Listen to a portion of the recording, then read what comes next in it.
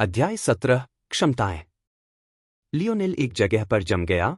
उसका चांदी का डंडा एक हाथ में मजबूती से पकड़ा हुआ था और दूसरा हाथ में वो कंगन था जिसे उसने ऐना के लिए बदल लिया था। उसने मुश्किल से ही जेम्स के पीछे दुबकी हुई लड़कियों की चीखें सुनी, क्योंकि उसने ऐना को कॉनराड की शर्ट से अपने हाथ से खून साफ करते हुए देखा। ऐना की नज़र उसकी नज़र से कभी दूर नहीं हुई। शायद लियोनेल का भ्रम था, वह निश्चित नहीं था। लेकिन यह निश्चित था कि ऐना उसकी ओर बढ़ रही थी। घटनाओं की एक श्रृंखला में जो उसके लिए एक धुंध से ज्यादा कुछ नहीं थी। उसका बैग, जिसे वह अब तक ले जा रही थी, वही जिसे उसने उसे तकिया के रूप में इस्तेमाल करने की अनुमति दी थी, उसके हाथ में आ गया। वही हाथ जिसमें उसने कंगन पकड़ रखा था। उसकी नाजुक सी पीठ पर रखी भारी युद्ध कुल्हाड़ी ने उसके चेहरे पर एक छाया डाली, जिससे वह पूरी तरह से बौना दिख रहा था। लियोनेल को यह भी होश नहीं था कि आगे क्या हुआ। उसने केवल छोटे छोटे टुकड़ों को पकड़ा। सावन अब ऐना के पास जाने से डर रही थी। ऐना के आने से यूरी का व्यवहार बदल गया, जैसे कि वह कभी डरी ही नहीं थी। जिस अजीब दुनिया में वे थे, वह कांपने लगी। और लियोनेल को पता चलने से पहले ही वह घास के बगीचों पर खड़ा था जो कभी उत्तरी छात्रावासों से घिरे हुए थे। वह केवल ऐना की नज़र के बारे में सोच सकता था। उसकी एम्बर, लगभग सुनहरी आंखें, उसकी आत्मा में झांक रही थीं। यह विशेष रूप से ठंडा नहीं था, न ही इसने उसे डर से भर दिया, लेकिन उनके बारे में कुछ गहराई से परेशान करने वाला था। एक ऐसी भावना जिसने उसके दिल में एक खुजली पैदा कर दी जिसे वह नहीं पा सकता था। लियो! लियो! लियोनेल की आंखें चमक उठीं क्योंकि उसका शरीर एक तरफ खिसक गया। उसने अपने नीचे की नरम मिट्टी में अपना चांदी का डंडा टिकाया और अपने अब खाली हाथ का उपयोग करके बगल से पकड़ लिया। उसकी प्रतिक्रियाएं अविश्वसनीय रूप से तेज थीं। उसने इस पल तक यह भी नहीं देखा था कि किसने उस पर पीछे से हमला किया था। उसके पास बस एक कमजोर कलाई थी जो लगभग एक निचोड़ से टूट सकती थी। शक्ति 0.72। लियोनेल दंग रह गया, यह जानते हुए कि वह अपनी 0.67 स्तर की ताकत के साथ इतने समय तक पकड़ नहीं पाएगा। उसने हमलावर की गति का इस्तेमाल उनके खिलाफ किया, उनकी कलाई को खींचा और अपना पैर घुमा दिया। यह वही लड़की है जिसने उस दिन उल्टी की थी।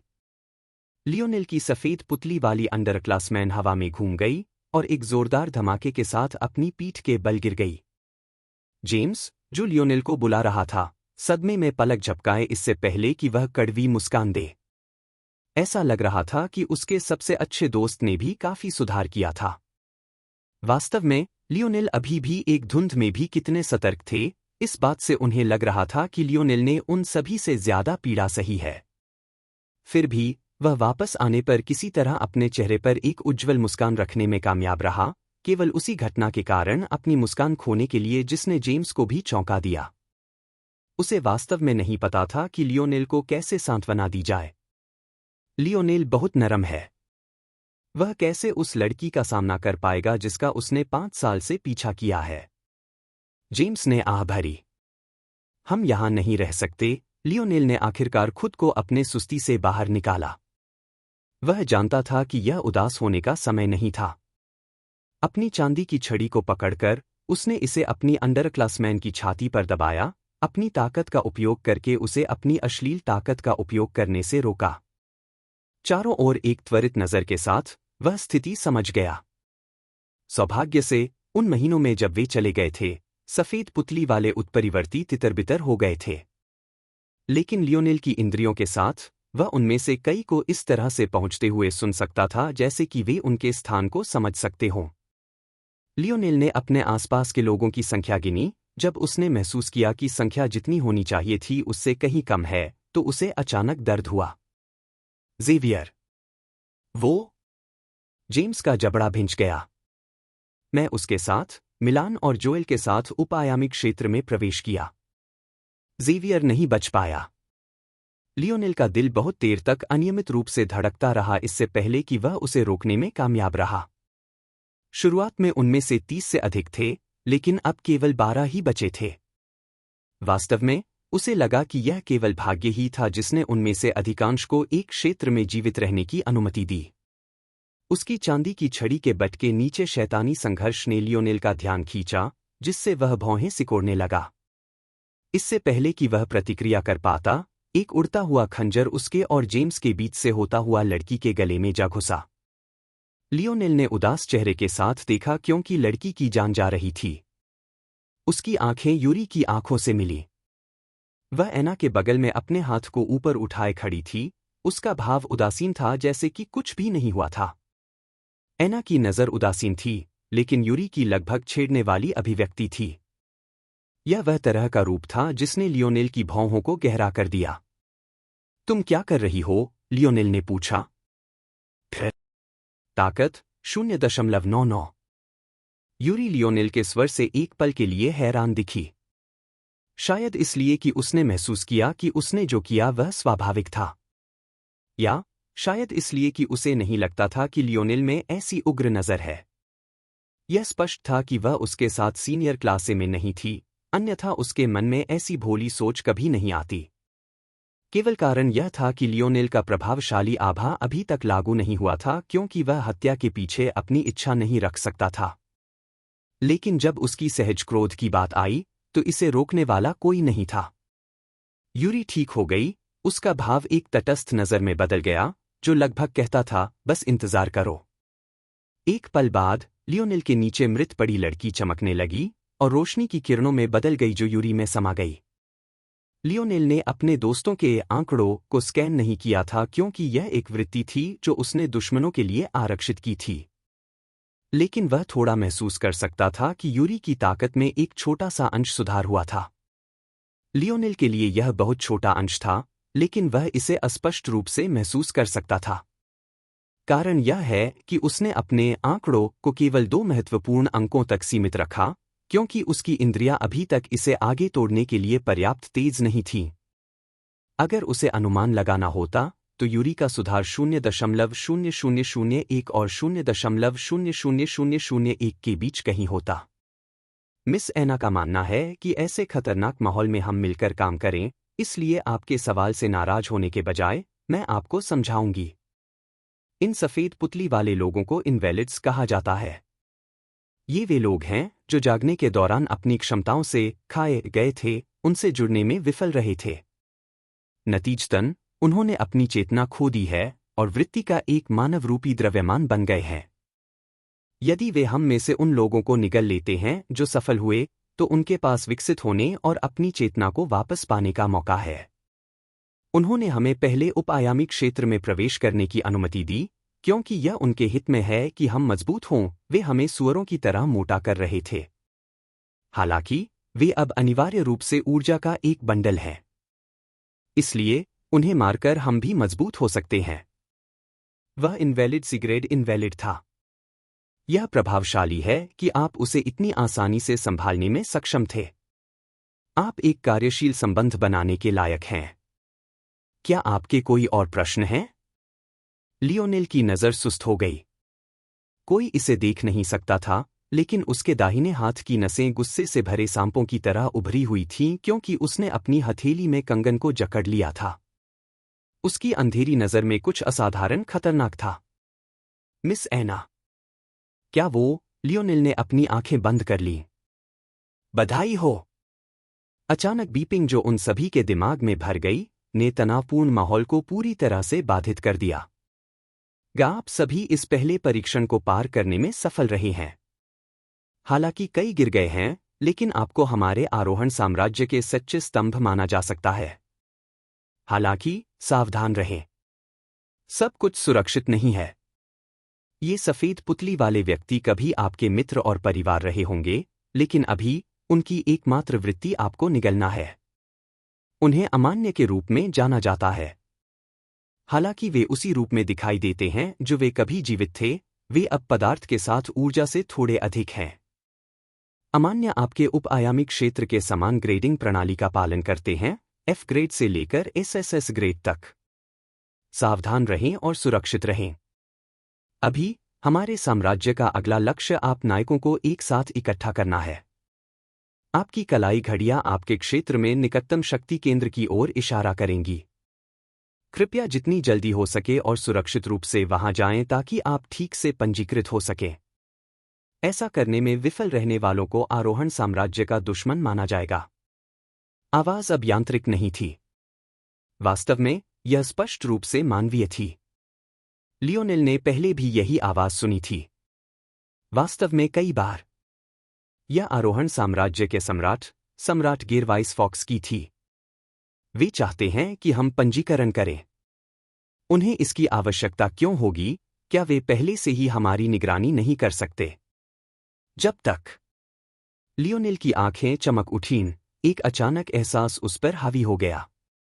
ऐसा लग रहा था कि साम्राज्य ने अपनी तकनीक में जो जबरदस्ती बदलाव किए थे, वे अभी तक पूरी तरह से सही नहीं थे। शायद उन्हें अभी तक यह भी नहीं पता था कि लियोनेल पहले व्यक्ति थे जिन्होंने किसी क्षेत्र में प्रवेश किया और उसे साफ किया था।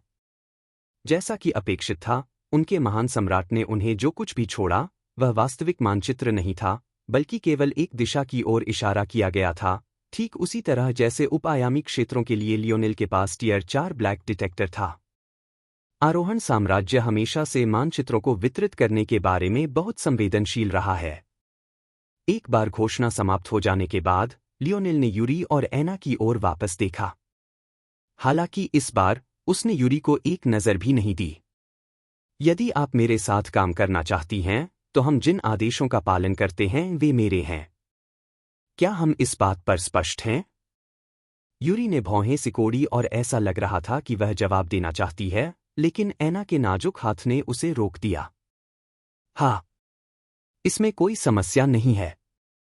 ऐसा लगता है कि आपके पास मजबूत संवेदी क्षमताएं हैं, यह केवल सही है कि आप नेतृत्व करें।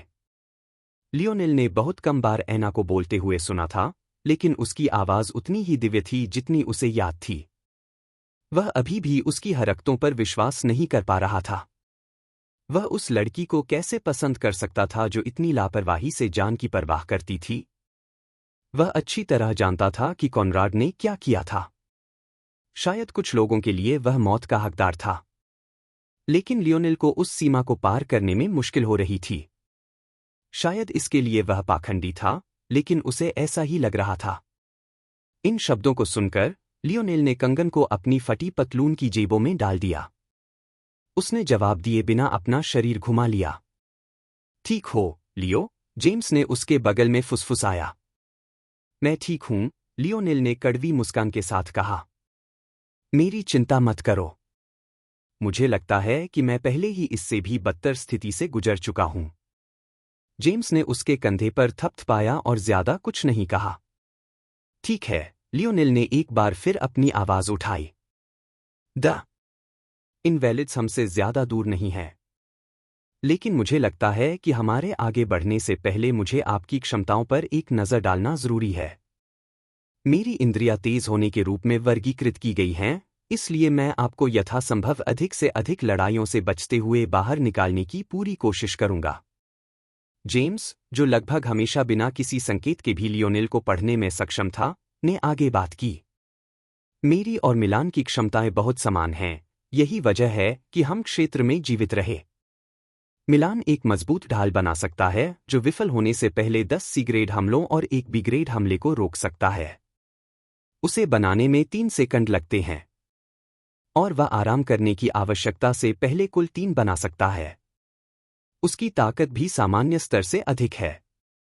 मैंने भी यह ताकत बूस्ट और एक समान ढाल प्राप्त की, लेकिन मेरे पास 2 अलग अलग ढालें हैं। एक हमलों को सोख सकती है, दूसरी हमलों को पीछे हटा सकती है। मेरी ढाल की प्रभावी सीमा 5 मीटर है और एक गुंबद बनाती है। मिलान की ढाल एक अर्धगोला बनाती है और उसकी सीमा 3 मीटर है। मैं अपनी ढाल की ताकत को भी बदल सकता हूं। 1 सेकंड की ढाल 2 सी ग्रेड हमलों को रोक सकती है। 10 सेकंड की ढाल 10 बी ग्रेड हमलों या एक ए ग्रेड हमले को सोख या पीछे हटा सकती है। अंतिम बिंदु यह है कि मेरी सोखने वाली ढाल मेरी सहनशक्ति को फिर से भर देती है। परावर्तक ढाल स्वयं व्याख्यात्मक है। लियोनेल की भौहें चढ़ गईं, सुखद आश्चर्य हुआ। मिलान की क्षमता शायद सी के रूप में वर्गीकृत की गई थी, लेकिन जेम्स की क्षमता कम से कम ए थी।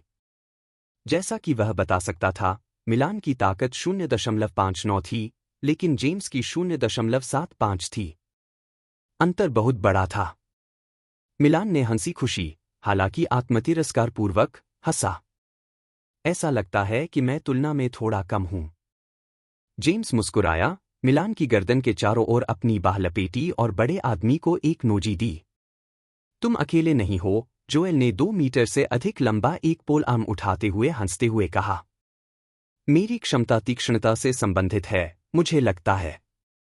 मैं अपने द्वारा उपयोग किए जाने वाले हथियारों में भेदी शक्ति का एक अच्छा सा हिस्सा जोड़ सकता हूं, यही कारण है कि मैंने इनाम के रूप में इस एफ ग्रेड के भाले को चुना।